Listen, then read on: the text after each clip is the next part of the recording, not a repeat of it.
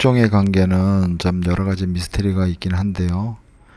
일단은 아들이 소띠기 때문에 사유축이 되고, 엄마는 말띠니까 인호술이 돼버리니까 아들이 엄마보다 레벨이 한 레벨 위에 있단 말이에요. 그러니까 이 아들이 엄마 말을 당연히 안 듣죠. 들을 수가 없죠. 아들은 이 명성황후의 사주에서 보면 아들은 여기 일지에 유금으로 인연이 돼서 끌려온 사람입니다. 그래서 이 명성황후의 입장에서는 아들이 유금 편관으로, 일간으로 중심을 봤을 때 유금 편관으로 들어와 있는 것이기 때문에 다루기가 매우 까다로운 것이 됩니다.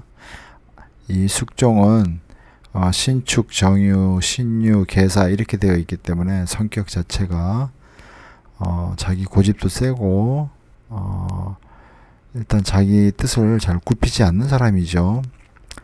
그래서 이 명성황후가 아들을 다루는데 애를 많이 먹게 됩니다.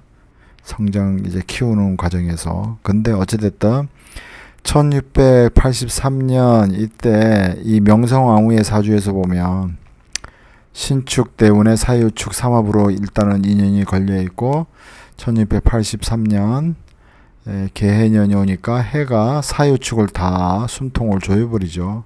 그러니까 이게 사와 유가 다 죽는단 말이에요. 이렇게. 그러니까 일과 시, 태어난 날과 태어난 시간이라는 거는 대체적으로 남편과 자식에 대한 인연인데 일과 사하고 유가, 그러니까 자식이 죽는 운이란 말이에요, 원래. 그런데 이제 숙종의 사주팔자를 보면 이 20세 을미대운 중에 1283년 똑같은 해죠. 개해년 23살이 되는 해에 천연두에 걸린단 말이에요. 천연두에. 그래서 사경을 헤매게 됩니다. 실제로 숙종이. 그래서 이제 명성황후가 어찌됐든 하나밖에 없는 귀한 아들이니까 이제 막 물도 넣고 엄청 빌죠. 살아날 가능성이 전혀 없는 상태로 됩니다. 의식불명 상태가 계속 이어지고. 그러니까 명성황후가 답답한 마음에 무당을 부르게 되고 무당한테 얘기하기를 내가 죽어도 좋으니 우리 아들 숙종만은 살려야 되겠다. 비방을 알려달라. 그러니까 무당이 차가운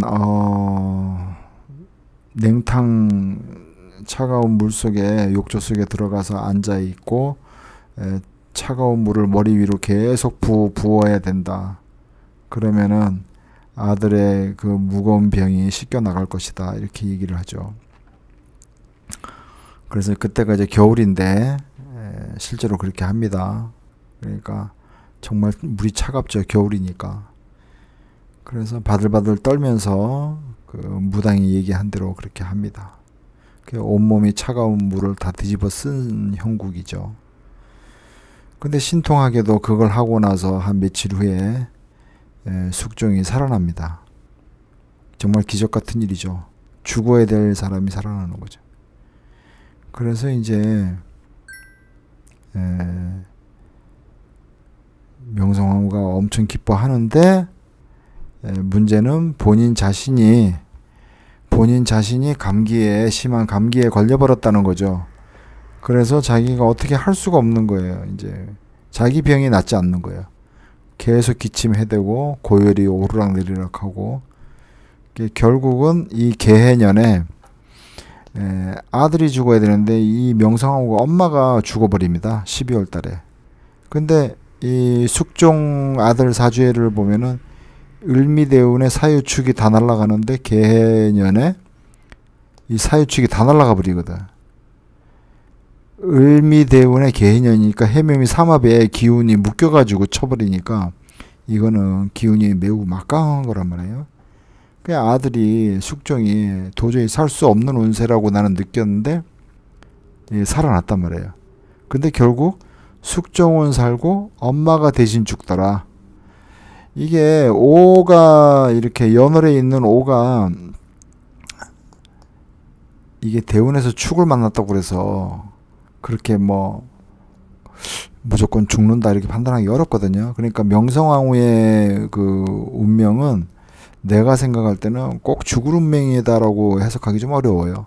근데 숙종은 거의 뭐 100% 이건 죽을 운으로 해석이 되는 거지. 근데 살았다. 결국은 이 사건은 죽어야 될 숙종이 죽지 않고 엄마가 대신 죽었다 이렇게 해석할 수밖에 없다. 이 사건은 그렇게. 그래서 옛날 전설의 고향에서 엄마가 이제 전사자가 오니까 아들을 살려주고 차라리 나를 데려가라 그런 말이 있죠.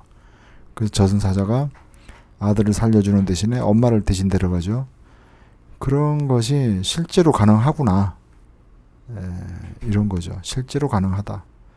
그러니까 누가 대신 갔다, 누가 대신 가더라 이런 게 가능하다라는 거죠. 아무튼 좀 미스테리한 사건인데 이런 사건도 있다. 이렇게 해서 한번 풀어보았습니다.